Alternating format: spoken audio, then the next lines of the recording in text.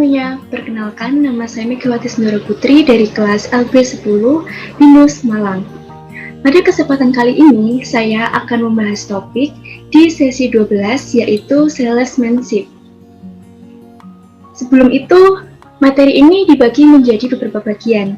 Yang pertama ada the role of the sales management, 2 types of sales forces, 3 the control issue, 4 sales force size, deployment and organization, 5 compensation, dan yang terakhir recruiting, training, and retention strategies. Jadi sebelum itu apa sih salesmanship?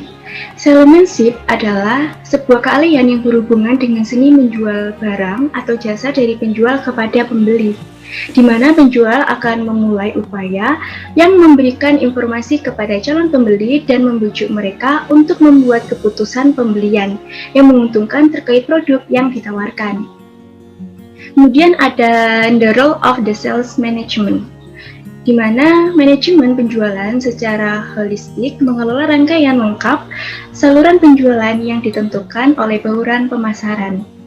Secara khusus, pemosisian biasanya menyiratkan peran berbagai jenis saluran penjualan dalam bauran pemasaran sebagai bagian dari posisi produk dan sebagai mekanisme untuk menargetkan segmen pasar yang diinginkan. Kemudian ada langkah pertama, sales management adalah meninjau dan memahami hal-hal berikut. Yang pertama, bagaimana perilaku dari pembeli. Yang kedua, apakah pelanggan bersedia membeli produk yang ditawarkan. Yang ketiga, berapa margin kotor dari penawaran. Keempat, berapa banyak yang dapat dibelanjakan untuk penjualan sehingga memberikan margin bersih yang tepat kepada perusahaan. Selanjutnya, ada berapa lama siklus penjualan yang diharapkan. Dan yang terakhir, seberapa rumit proses penjualannya.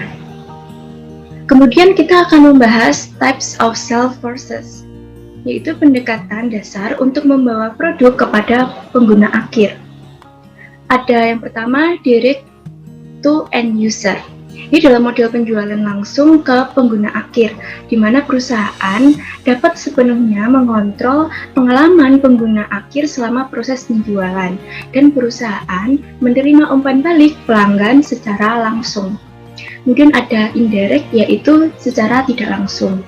Kemudian ada resellers, distribution, and retailers, yang dimana mereka membeli produk atau layanan dari pengusaha dan menjualnya kembali kepada pelanggan.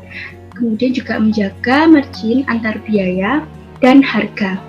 Kemudian menggunakan model pengecer atau distributor dapat membuat penawaran masuk ke pasar lebih cepat dan mendapatkan jangkauan pasar yang lebih luas dengan memanfaatkan upaya pemasaran dan penjualan serta menyediakan akses ke basis pelanggan dari mitra saluran yang mapan. Kemudian juga terdapat kerugian dari model penjualan ini, yang dimana mungkin kehilangan kendali penuh atas pengalaman pelanggan selama proses penjualan. Kemudian yang selanjutnya ada value added resellers, yang dimana ini membahas mengenai pengecer nilai tambah, yaitu menyediakan bentuk distribusi selektif di mana mereka menggabungkan penawaran dengan produk dan layanan tambahan, meningkatkan nilai keseluruhan yang dirasakan oleh pelanggan dari penawaran tersebut. Dan kelebihan dan kekurangannya dari nilai tambah sama seperti reseller atau distributor. Kemudian selanjutnya ada agent, brokers, dan representatif, yang dimana membahas perusahaan atau individu independen yang menjual penawaran produk atas nama perusahaan, biasanya melakukan berdasarkan komisi dan menanggung semua biaya penjualan mereka sendiri, umumnya lokal atau regional dengan cakupan wilayah tertentu. Kemudian ada the control issue, di mana metode kompensasi terkait dengan kemampuan mengendalikan tenaga penjual. Apabila staf penjual mendapatkan komisi langsung dengan gaji pokok yang rendah atau tidak ada, mereka juga tidak akan mudah dikendalikan. Di mana kontrol itu penting, tergantung pada posisi produk dan peran yang tepat dari tenaga penjualan. Kemudian selanjutnya ada sales force size, deployment, and organization. Yang pertama kita akan membahas sales force size, yaitu memiliki perkiraan mengenai total dari tenaga penjualan dengan memahami beberapa penilaian. Selanjutnya yang kedua ada sales force deployment, yaitu penerapan sales force mengacu pada keputusan manajemen penjualan penting yang terlibat dalam mengalokasikan upaya penjualan, menentukan sales force size, dan merancang wilayah. Keputusan ini terkait erat dengan struktur organisasi penjualan. Kemudian yang ketiga ada sales force organization, yaitu proses mengalokasikan dan mengelola sumber daya penjualan untuk memenuhi tujuan penjualan dan pemasaran. Kemudian ada kompensasi, yang dimana diberikan dalam bentuk insentif. Apa sih insentif itu? Yaitu sebuah penghargaan yang biasanya dalam bentuk uang yang diberikan kepada mereka yang dapat bekerja sama ketika melampaui standar yang mereka telah ditentukan.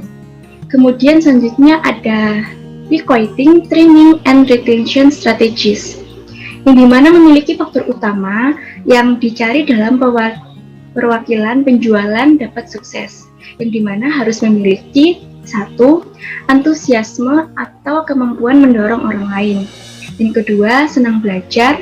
3. Berorientasi pada solusi. Yang keempat, orang positif yang disukai oleh orang lain. Kemudian dari penjelasan saya semuanya terdapat kesimpulan. Nah, kesimpulannya adalah salesmanship merupakan bagian penting untuk memulai dan mengembangkan sebuah bisnis. Kehadiran salesmanship agar mampu bersaing, bertahan, serta menguasai pasar, dan tentunya memiliki keterkaitan yang kuat dengan arus kas perusahaan. Sekian pemaparan saya mengenai sesi 12 tentang salesmanship. Sekian dari saya, terima kasih.